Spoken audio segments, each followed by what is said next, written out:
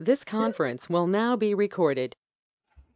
Good morning, everybody. Welcome to Ann Ortelee's weekly weather for the first week of 2023. This is the weekly weather for January 1st through January 8th. Happy New Year. It's a new, bright and shiny year. We have a lot to cover today. It's a busy week out there in the heavens, which means it's a busy week down here on Earth. And we'll be talking about what's ahead. So let's get rolling. Happy New Year. I love this quote. I saw it on Facebook and I copied it. I thought it's a great way to start the year. I have no piece of fire. I have no expectations for the year ahead. Just let me live the way that I know best. Let me feel the earth on my feet and rejoice that I am still standing. Let me listen to the waves of the sea and find peace in knowing that the tides always return to wash over me. Let me dream about sunsets that are not promised and skies that are not always blue.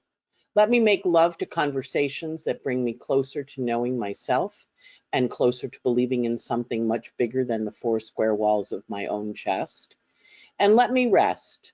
Oh Lord, let me rest. Should I be so blessed to have this place where I can grow, let me remember to give more than I receive, to listen more than I speak, and to understand that everyone is searching for a little piece of fire. May I take part in building that. And it's by a poet named Yuli Kay. And I thought that was a great way to start the year. We are officially in 2023. So one of the things that I do here at Ann Ortelee's Astrology Services is I do new moon webinars. So this is the listing of the new moons. And the left is when the webinars are. And I've been very unorganized about it. You know, it's like the day before a new moon, I go, oh my God, there's a new moon tomorrow. So I got organized. This is my new Saturn in the first. Ann's organized. So these are the days of the webinars. You can note them for your calendar ahead, and the days of the new moon. And obviously the people on Blog Talk have to get the YouTube video to get it. All right, let's go forward into the year ahead. Now, one of the things that I do every year is I record a Setting Your Intentions for 2023, which is the year ahead webinar with me, and it is available for purchase on my website for $35, MP3, MP4, and a PDF of the presentation. When you buy it, you will get 2 hours and 121 slides. Yes, I am a Virgo, which includes an overview of the year ahead, which we are going to have changes of Jupiter into Taurus, Saturn into Pisces, Pluto into Aquarius, as well as the nodes of fate shifting into Aries, Libra. And I'm putting this at the front end because it's an overview for the year ahead. They're going to be wild, people. We also have all the planet ingresses in there, the planet stations and retrogrades, where you can note your calendar when things are going to happen. I also included a discussion of the Venus star point that's taking place in August in Leo. It also includes the charts of the new and the full moons, as well as a month-by-month analysis with pages of data that you can print out. And then at the back end, you know, like finding where these things are happening in your own house, you know, in your own chart, wherever the aspects are happening. Again, it's available for purchase on my website for $35. I also have last year's up for free, 2022, so you can check that one out and see if you like it before you buy 2023. But what it really, the thing I find really helpful, and what you're really getting is the thing that I prepare for myself every year. So I have a little white binder that I pull out, I print this out, and then I put it in the binder pages. I have little plastic, those little plastic shields. I am a Virgo after all. And it is a pretty used binder, so by the end of the year, it's a little ratty. And I put in all the new moons, all the full moons, because the lunations are how we do predictive. I have a list of the big dates in every month, what they are, when they happen. And then talk about the, in the podcast, I talk about what the energy is going to be like and include special things like the Venus star point and stuff like that. So we're going to cover each of those. When we get to that, Jupiter in Taurus, Saturn into Pisces, Pluto into Aquarius, we're going to have an in-depth lecture on all of them available for you to get. But this is your overview, and I did a little bit on each of them. So it's 2 hours. Help yourself. I find it very valuable. It's what my cheat sheet is for the year. So I don't remember all, I mean, I remember a lot, but I don't remember all the stuff. So I can go, oh, When's that retro? Oh, when's it go into it? So it's all that stuff. So buy it. Learn astrology. Make that one of your goals for 2023. Make that be the fire that you're intending towards. The great Athenian historian and general said, the secret to happiness is freedom, and the secret to freedom is courage. This is going to be the year of the rabbit. And now if you think of rabbits, they're big in terms of hopping around, being frisky, go, go, go, do a lot of stuff, very communal, very social. And so I think we're going to have that kind of energy this year. It is a water rabbit year. So water is flowing, and that happens on the new year, the new moon in February. That's the Chinese New Year. And different astrologies work different ways. The Chinese is a lunar calendar. We in the West are a solar calendar because the sun so affects us in terms of the growing seasons. Other cultures like India is a lunar calendar because it's not about ego, it's about community. Moon is community. And East, West, we go, yeah, go conquer the world, you can do it. So every culture has astrology, and it varies based on what the culture's vision, goals, purpose, understanding of why they're a collective is. So this year, when we have these three major planets shifting, Pluto into Aquarius for 20 years, I mean, he's only there for a few months, but then he's back in there for 20 years next January. Saturn into Pisces for the next 2.5 years, after having spent 5 years in Saturn signs. You know, he's diving off the air of Aquarius, the detached, into the deep emotions of Pisces. That's going to be a fun one. And then Jupiter in an Earth sign, which is always about growing things. And so Jupiter in Taurus, you know, loves to grow stuff.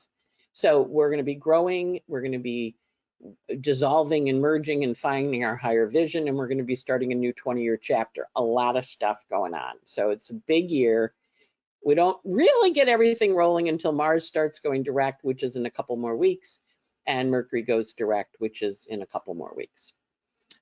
Still out of bounds. Mars is out of bounds until May 5th, which is why everything's been so rock and rolling and a little out of crazy. And you have to do everything twice, including this podcast. I started it and then it went, no. I'm like, all right, started it again. Just don't take it personally. Just do everything twice.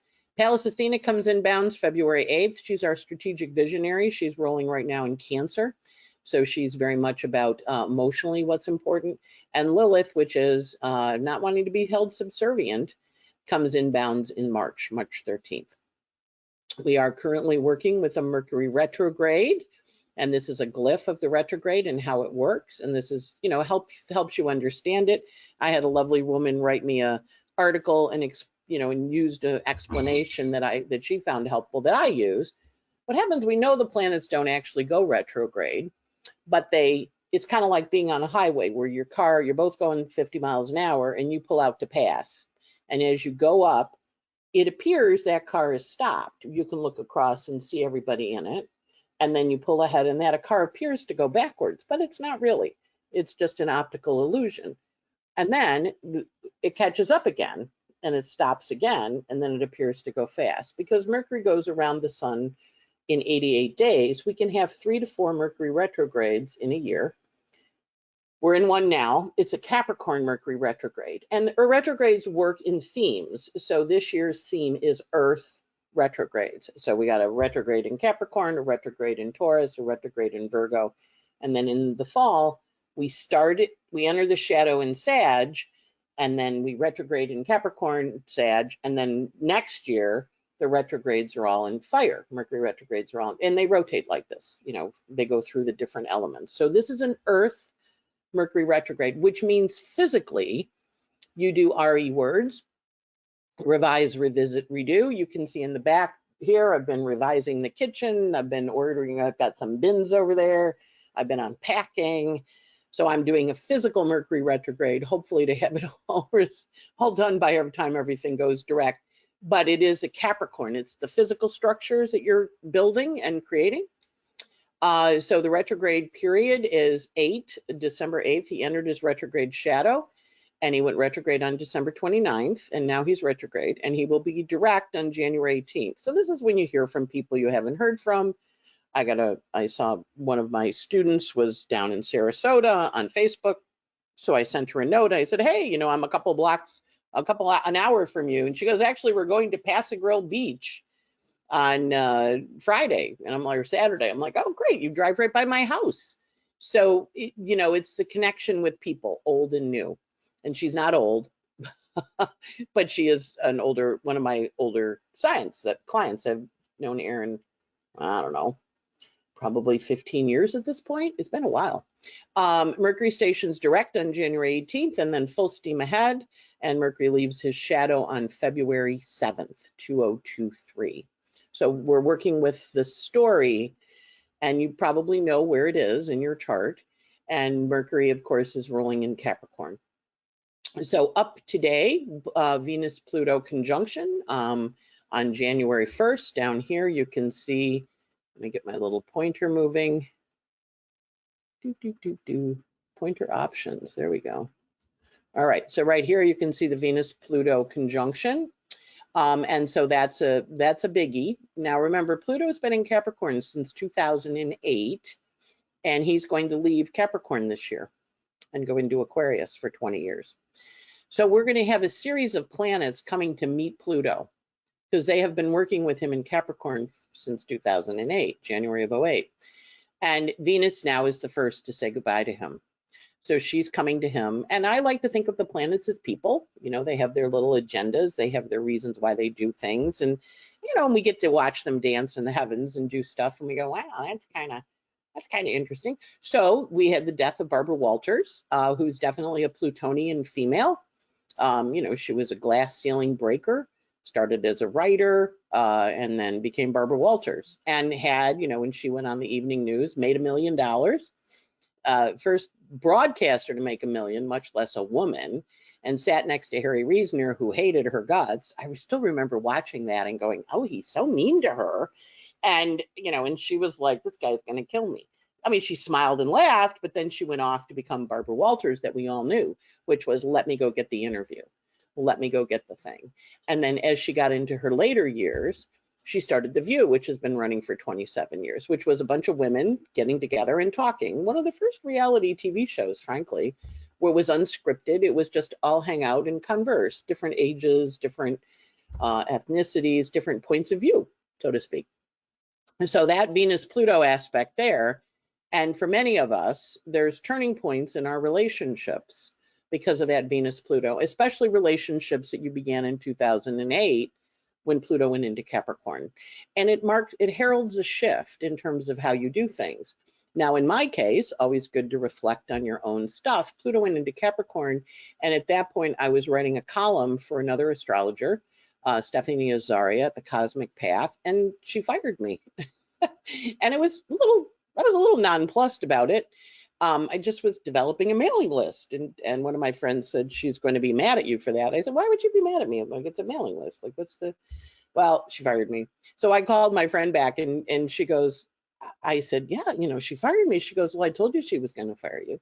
I said, I know, but I didn't believe you. And boom, she hung up the phone. So I'm like, what? So I call her back and I go, well, you know what? She goes, you know, I told you. And I said, I know, I didn't believe you. Boom, she hung up the phone. I called her back. She said, I hate it when people don't believe me. I'm like, all right, I hear you. But like, I just got fired, right? So that's Venus-Pluto. It's triangles, it's drama, it's a little kind of, and we were hearing all sorts of Barbara Walters stories over the past couple of days. And it also is a turning point. We also had the Pope die. Venus-Pluto, end of an era. And he was one of the unusual ones because he stepped down. And we're watching endings. We're seeing all these people, Judy Woodruff on PBS News, just leaving, you know, going off to do other things, stepping down. We had Nancy Pelosi and the leadership of the Congress step down as a team. I mean, they all stepped away and the new younger folk are taking over. So we see this end of era, an end of shifting and changing. And we're not done yet because we have till Mercury goes direct and Mars goes direct to really get it figured out. And then Mars still has to go through all his retrograde journey through March, at which point Saturn and Pluto both change signs and we start a whole new generation, a whole new era, a whole new concept. So watch for this. It's really important. And you're going to see the shift and change somewhere in your life with that Venus-Pluto conjunction. It's big. Then next up, we have the Venus entering Aquarius. So after she says hasta la vista to Pluto, she goes into Aquarius and she goes, okay, I'm ready to roll. And she is in a lovely sextile to Jupiter. It's a Virgo rising. She is, still, there's a lot of planets in Earth. You can see that lovely grand trine in Earth. And shortly after she enters into Aquarius, the moon goes into Gemini, which forms a minor grand trine. So that's going to happen on Monday evening. And so there's kind of an aha moment on Monday evening in terms of direction. It is a Virgo rising chart for Washington, which makes Mercury important. And remember, he stopped. So he's not going to get to Pluto until later once he goes direct and clears Capricorn 27. So their meeting isn't going to happen. The sun will meet Pluto before then. And again, the sun will say goodbye to Pluto. So there's a lot of energy here around transformation and change. But most importantly, Venus is saying goodbye to Pluto, and she's shifting focus in terms of what she's doing. So if I think back to 2008, I was writing a weekly weather column and a lunation column, which got me clients. Stephanie didn't pay me, but I got referrals. And so with the Venus shifting into Capricorn, in my land, I'm starting a school, which is on the list of things. If you're on the newsletter list, you'll get an announcement later today. And we've been working on it all my vacation. I've been working on this school because for me, Saturn went into Pisces and I found astrology. So now I'm turning into an elder. Somehow that happened. I'm not quite sure. As Saturn goes into Pisces again, I'm going to be teaching. So that's in place. We're working on it and test driving and kicking the tires. So we watch this change. And of course, Pluto in Aquarius is when Mars was at 0 Aquarius, that's when I found astrology. So now Pluto's coming to 0 Aquarius 38 years later, or however many years it's been, 28 years later. And now I'm going to be going to the next level with the astrology, working on teaching it to folks. So it's interesting to think about your own life and to really think back to December of 08 and what's been going on then, because that's when Pluto went into Capricorn. And now as Venus says goodbye to him, there is a shift. There's a change that happens.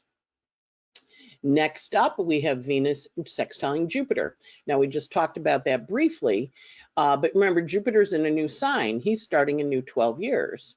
And as Venus comes to sextile him, she's in a closing sextile. So we're going to watch when she gets to the ascent, can join him. But what she's doing is she's saying, hey, don't forget this. Hey, don't forget that. Hey, remember this. Because she's in this working aspect with him of reminding him of what he needs to bring forward for the next 12 years. So Jupiter is talking to, as the Venus and Jupiter talk to each other, they're reminding each other. And we need that. And, kind of like when you go shopping at Christmas and you make the list and then you call them, hey, I forgot to put on the list sour cream, bring some sour cream, because Venus and Jupiter are in a sextile. This is a nice flowing energy. So you're going to watch what kind of offers or opportunities you get on Wednesday with Venus sextiling Jupiter. And of course, she does that once a year.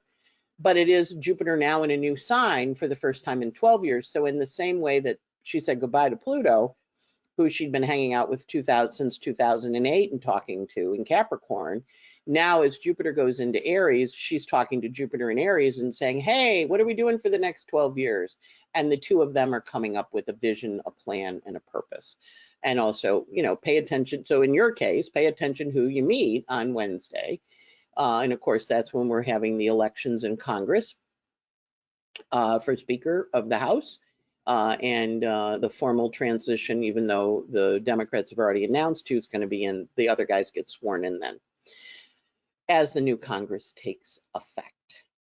Next up, Sun trine Uranus. That's on Thursday. Now, we've been watching this little Uranus. Remember, it was during the eclipses. It was right in there. Uranus is on a world point. Always a big deal. Jupiter just got off a world point. So we're really working with this energy of Uranus on the world point and the sun trining Uranus, which is unusual changes that are being made. We still have Mars stationing. He's slowing down to the degree of his station, and he goes direct on January 12th. So he's poking along. But the Uranus trine the sun, this is a forward motion, but it's also old things new again. With Mercury retrograde, there's a degree of instability with this sun trine Uranus. And again, this is an annual aspect since Uranus entered into Taurus in 19. But Uranus is on a world point right now, which makes for pretty big news stories, pretty big understanding of things. And because Uranus is dancing with the nodes, it's unexpected changes. So we had this last year on the eclipses in May of 2022. And then we had it very active on election day, just November 7th or 8th, November 8th, I guess it was. Uranus, it was a full moon eclipse, and the eclipse left, the red tide didn't happen, and there was a red puddle or trickle, but also we had all the students show up. A lot of the millennials registered to vote, so nobody was talking to them, like who you voting for, and they showed up, and that's this Sun-Uranus trine. So it doesn't give a lot of assurances to the stability of the structure of the leadership because that Sun-Uranus changes so quickly.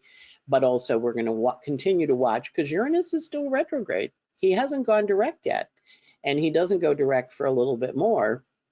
And when he does go direct, we'll watch for things to change again, because this is a retrograde trine, which means that Uranus is saying to the sun, well, yeah, we can do that for now. Because all the planets are retrograde. Now, one of the things I have, and it's a theory, I don't have anything to back it up, but I've definitely watched it, and I need to do like a research project on it. When Mercury is retrograde and Mars is retrograde, right? The two of them are both retrograde. And I kind of think of them as being like a double negative, -1 times -1, which is a positive, right? Remember math, that commutation, that weird rule, -1 times -1 is 1. And I'm thinking of Mercury retrograde ruling Mars in Gemini retrograde. So I think the two of them are combining to do some really interesting things. So we want to watch the communication is this, then there's this, and then it actually ends up being like this. It's very unstable. It is not a predictable beginning of the year, other than we can expect change. And so your job is to stay flexible, pretend you're playing tennis. Back when I played tennis, the tennis pro that I hired to teach me would always go, now bend your knees, bend your knees. I'm like, why am I standing here with my knees bent? He goes, because then you're ready to go in either direction, depending on which way the ball comes, like when they're doing the serve. I'm like, all right, bend my knees. And I will say that, standing there with my little knees locked, which is normally what I do, I was much less off my legs into the direction the ball was coming than when I bent my knees.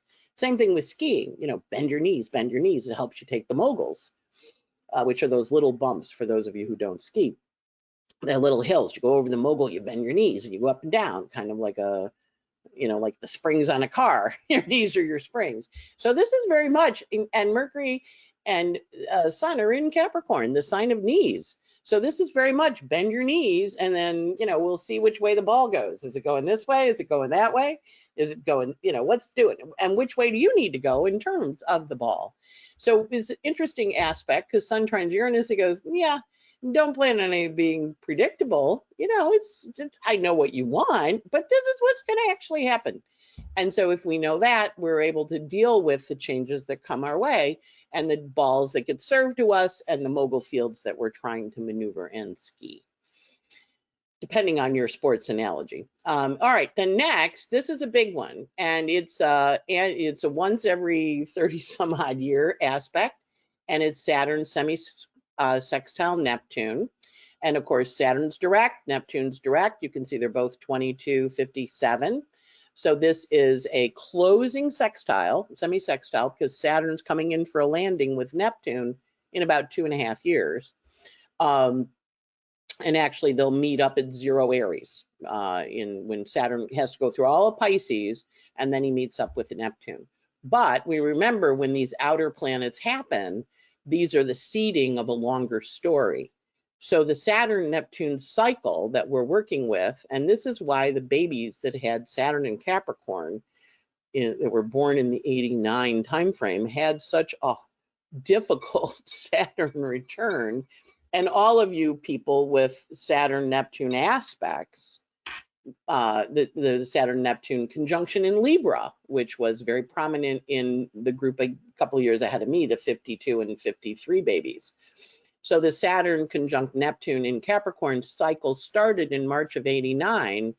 Think about what you were doing then. Yeah, I know it was a long time ago, right? Think about March of '89. So in my case, that was when I started my computer business. March of '89, I was having a kick-ass Pluto transit, and I was in a power struggle with my boss. June 23rd, I got fired after I sold a $130,000 system, and I was on a performance plan to sell a $30,000 system. The asshole, I brought that contract in $130,000. I'm like, here it is. Guy fired me the next day. I was like, ah, right? And then in November of '89, I kept interviewing in a very paranoid way.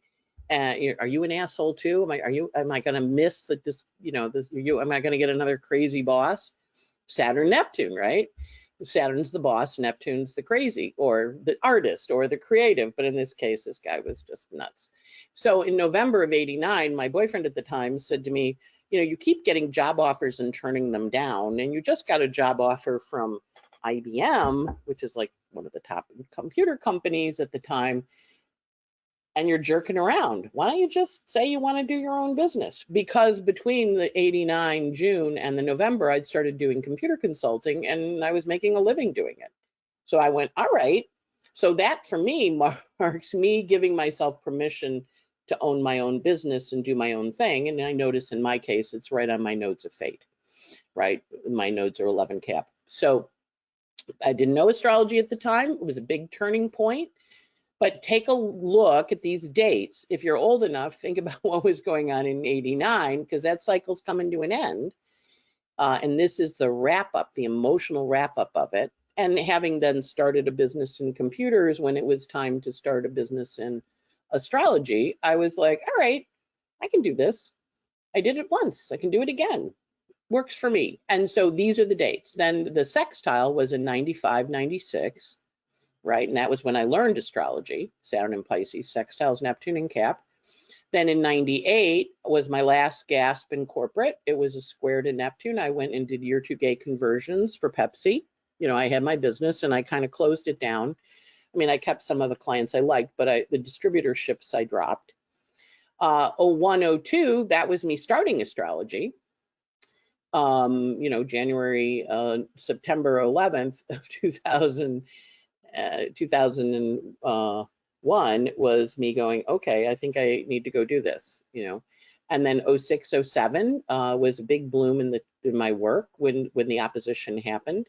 And then the Trine 12 to 13, that was starting the social media stuff, the podcasts and such.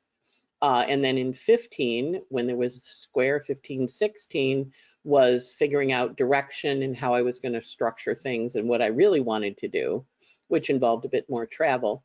And then 19 was the sextile, which of course was the one we just had.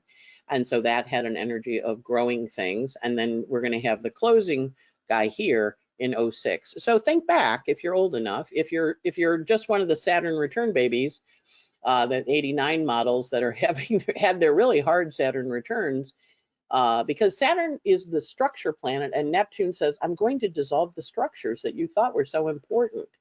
And so there's a lot of that going on right now. The structures that have been in place since '89, or even perhaps before that, but certainly any of these touchstones along there, as we see people saying, okay, I'm dissolving that structure. I'm dissolving that structure. I'm dissolving that structure. What we're doing is letting go of those structures to have us go forward again. We have that conjunction of Saturn and Aries joining Neptune on a world point. So we're seeing Jupiter and Venus talking, right, on that world point.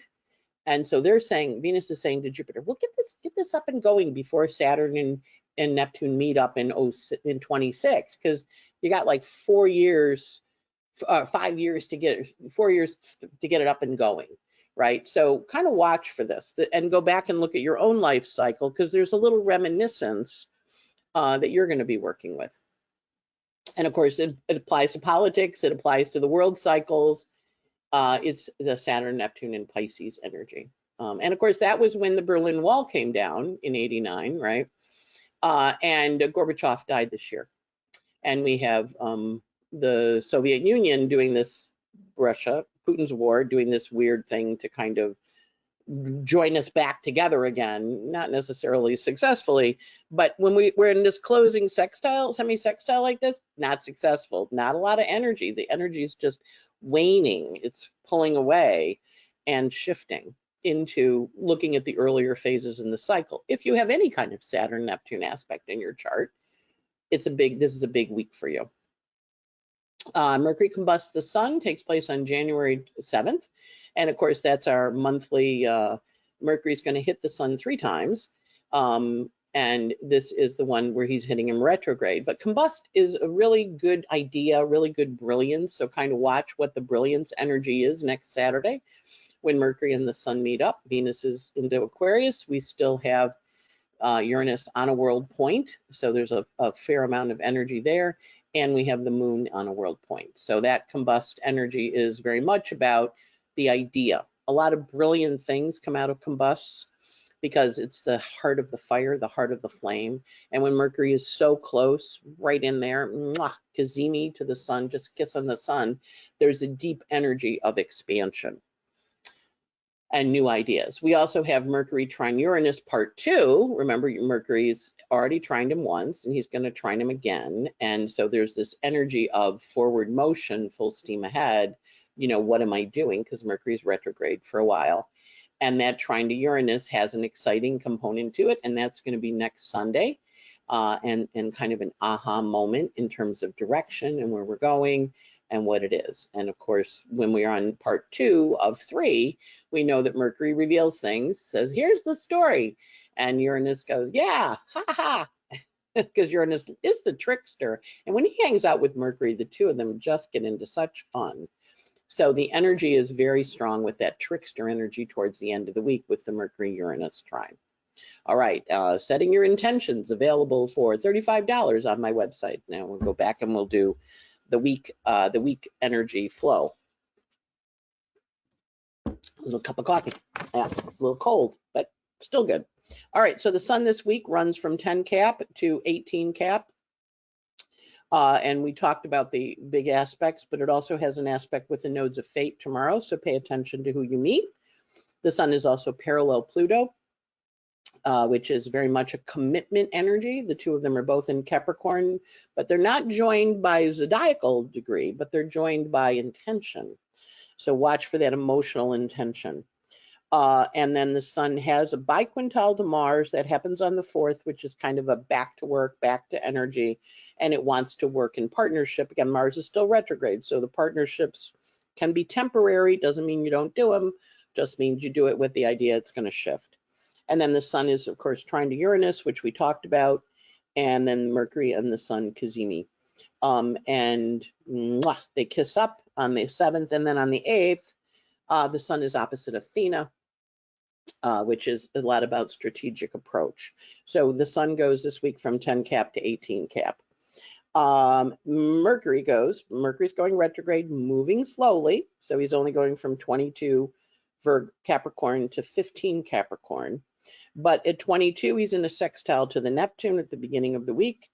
He is also in an opposition to Pallas Athena here. That's going to take place on the 5th. So it's a revision of strategies. And then he's in a trine to Uranus at the end of the week. And again, Earth energy manifests. It wants to create and form. Next up, Venus is running from 27 cap to 4, almost 5 Aquarius. She shifts into Aquarius on January 16th. Now, when Venus gets out of Capricorn, she's really grounded in reality. She's like, this is what I want. When she gets into Aquarius, she gets a little detached. She's ready to go, no, not that, no, not that, no, not that. And she's interested in good ideas. She wants to have that conversation, which I think is why that poem at the beginning spoke to me. I want to have the fire and passion of new ideas and new conversations. So we're going to watch that happen as Venus has her trine, enters into Aquarius and her sextile to Jupiter and her trine to Ceres. She's going to say, we're going to do it differently now. It's a change. We're ready for that change. Mars this week, very slow, does have a little bit of a contentious energy yesterday on January 1st with Eris, and we had that machete guy in Times Square, and we also had the arrest of the guy who murdered the 4 students out in Idaho and allegedly murdered. And of course, when you look at his chart, it was a Venus-Pluto aspect. You look at his progressions, I'm going to guess when we get the motive, one of those girls, women that were killed, you know, he did not have a great reputation. He actually got asked to leave a bar because he was making inappropriate comments to the waiters, the waitresses. I mean, they're waiters now, but the female waiters and the female bartenders. And the owner of a bar said, you know, you got to kind of cool it with those comments. And so I'm guessing that when we get into the story, when we look at the actual day of the murder, when he did it, his birthday is available on the internet.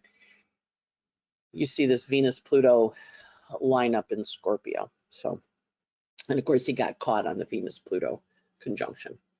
Again, the aspects, you know, signifying a life and the moment of the life and the turning points. So again, empathy and sympathy for the women and the young man who lost, the 3 young women and the young man who lost their lives. But it's a Venus-Pluto story. And so with that Mars semi-square Pluto, you know, we'll find out more obviously after he's extradited from Pennsylvania. January 6th, we also have the Saturn Neptune aspect that we went through. Think back in your life, those dates, good little reminiscent opportunity for you here. And then we have Uranus sextiling Vesta, wanting to change your home and adjust things. It's January 3rd. That's taking down those Christmas ornaments. Now in my land, we always waited until little Christmas, till January 6th.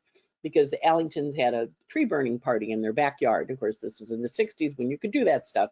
And everybody on the block would bring their trees and throw them in the backyard. Allingtons had this pool in the back and then this land that they bought behind their house. And we would burn the trees there. And I was talking to my brother-in-law this Christmas. My sister and her husband were visiting. And I remembered it was when The Wizard of Oz came on, and he grew up in Missouri, and they didn't have ABC in Missouri where he grew up, so he never saw The Wizard of Oz until he was in his 20s. And I'm like, I remember that was when The Wizard of Oz happened. We would always sit and watch The Wizard of Oz, and when it turned from black and white to color, it was a big thing, and there'd be like 20 or 30 kids running in and out of the basement. You know, it wasn't like we were all sitting quietly. But the Ellingtons made these Triscuits with peanut butter on them with bacon on them. And so Bruce was like, that sounds really interesting. So one of the appetizers we had Christmas Day was peanut butter Triscuits with bacon on them. So if you've never had it, I had this memory flash of it when we were talking about Christmases past. And so I'm not taking my tree down on the 3rd. But you might. But try those bacon wrapped Triscuits.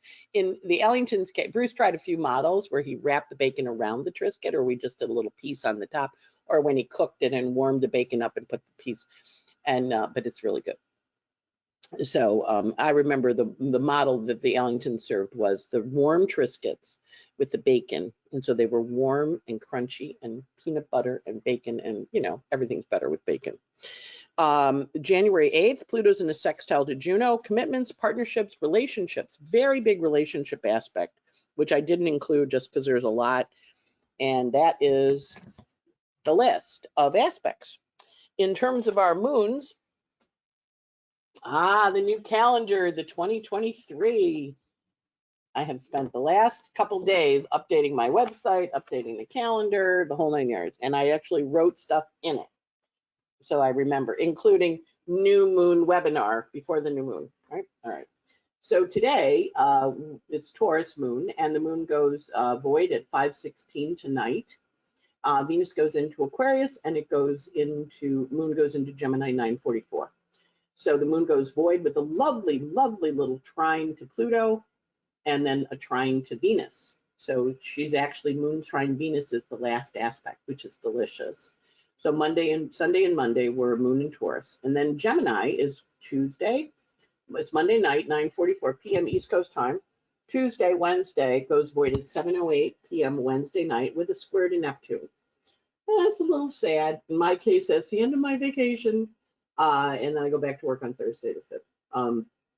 But for all of us, that moon Neptune is dreaming, right? So really take time, the beginning of this week, to dream your year, come up with your vision of it. Thursday morning, bright and early, 9:15 a.m., moon goes into Cancer. There is a full moon on Friday at 16 Cancer. So it goes back to the new moon in Cancer in 2021 when the new moon happened. And then the opening square, which was last April, would have been April 6th of 2022. And now we're at the full moon phase. And then the closing square will be when we get to Libra in October of this year. That's the bigger cycle. And so the full moon is on Friday, and the moon goes void on Saturday at 5:23 with an opposition to Pluto. So that moon on Thursday, Friday is a lot of endings. And a lot of times this first week of the year, because we've gotten through the holiday season and we take down our tree and we do, there's this ending and separating energy. And then on Saturday at 9:40 p.m., it goes void at 5:23, 9:40 p.m. moon goes into Leo, which is very fun and playful and frisky, and it's in Leo Saturday night, all day Sunday the 8th, and it goes void on the 9th with an opposition to Saturn at 8:52 p.m. So the creative moons are today, and the rest of the week is kind of dreamy, drifty, kind of forward, they're not bad closing aspects.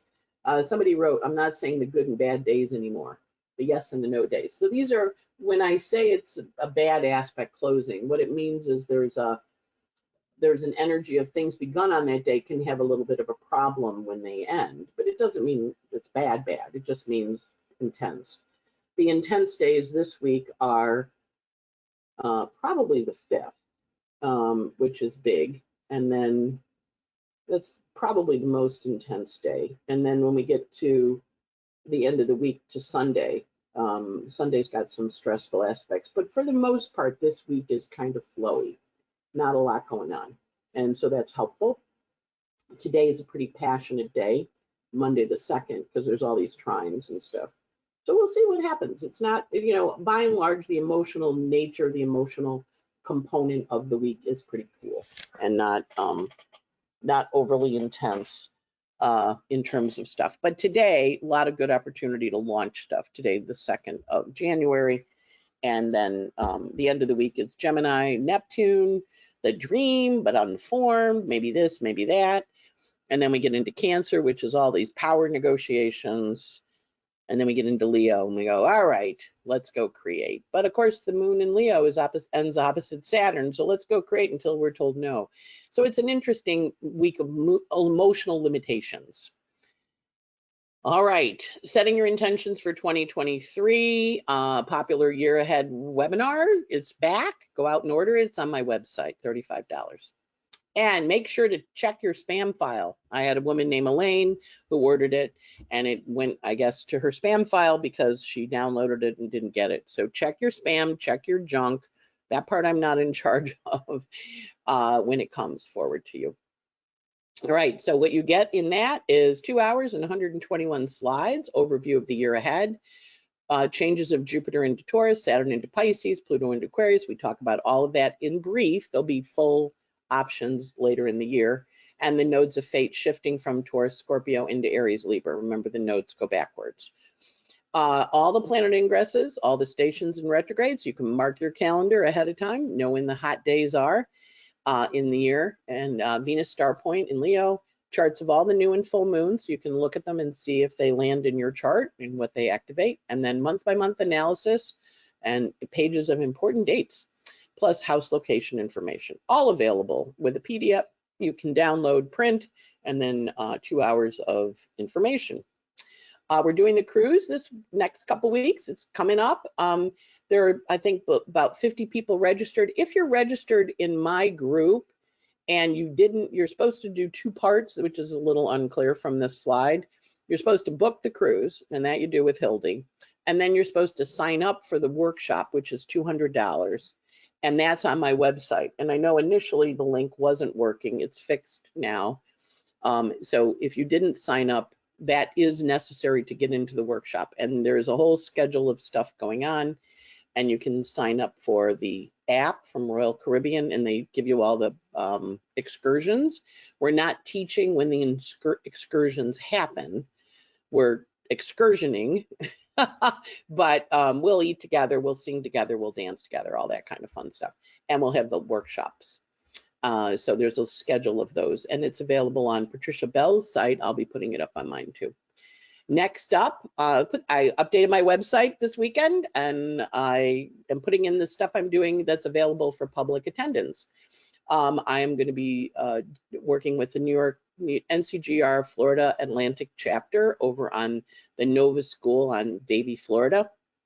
I will be talking about Saturn, Pisces, and Pluto into Aquarius, and that workshop is a hybrid, so you can come in person. We go out for really good food afterwards, and you can also come in online. Next up, OPA's offering a conference, Time for Technique, and that the Saturn, the NCGR aspect is March 11th. It's available on their website to buy. Time for Technique, this is an OPA virtual conference. I'm going to be talking here, and all of these astrologers, of which there are pretty good ones, are going to be giving you techniques to improve your astrology practice. So sign up. If you're a member, it's $45. If you're a non-member, it's $195. It's a 3-day conference. It's got really juicy stuff. Next, I'm going to be out in Seattle at NORWAC, the wonderful NORWAC run by Laura Nalbandian, and it is also an in-person and a hybrid event.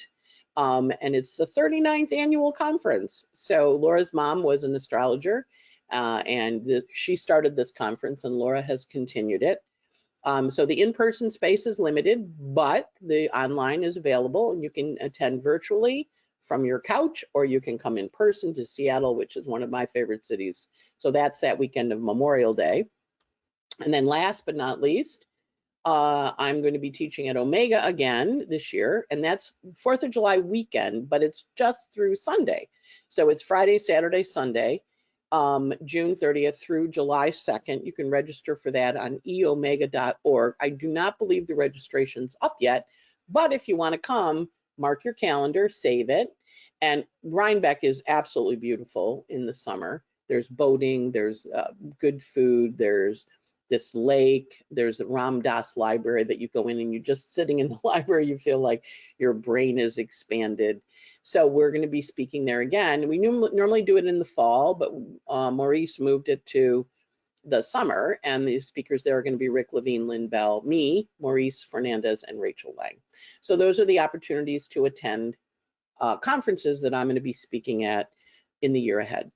I also offer this astrology service, my Cupful of Stars, where I record a daily 6 to 10 minute audio, and lately I've been giving you a song with it too, and signing up at Patreon for $17 a month. And that is it. And so I wish you a very merry, very merry new year. Happy New Year. And off we go into the future. Also, for my podcast listeners, I think I figured out what to do about the fan. I bought a new recorder, which has this high ambient pickup.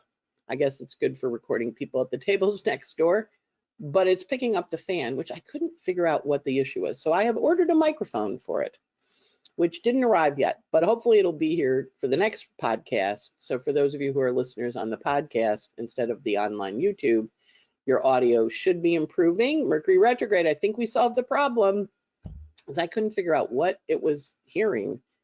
And people are like, it's like a fan. And I'm like, I don't hear a fan. But when I was looking at the description of the noises, I was like, oh, they're picking up that fan, which is the one in my neck, which is really a very sensitive microphone, I guess, but we're going to try and tame it down. It'll be wearing a little clip going forward. So thank you for your patience. I know you've been writing. I'm like, I don't know what the sound problem is. I think I figured it out. And hopefully you'll all write and go, you did, you figured it out. But it's not this week. It'll be next week because the thing didn't arrive in the mail. At any rate, have a great week. Welcome to 2023. It's forward, it's motion, it's full steam ahead. It's going to be good. And we're going to have a really good time and a lot of changes with all these shifts in the heavens into new signs. But not till spring. Between now and spring, you're cleaning up old crap. And then in the spring, off we go. Saturn into Pisces, Pluto into Aquarius, and the nodes of fate changing. It's going to be a wild ride, and I look forward to doing it with you over the next year. Have a great time. Bye.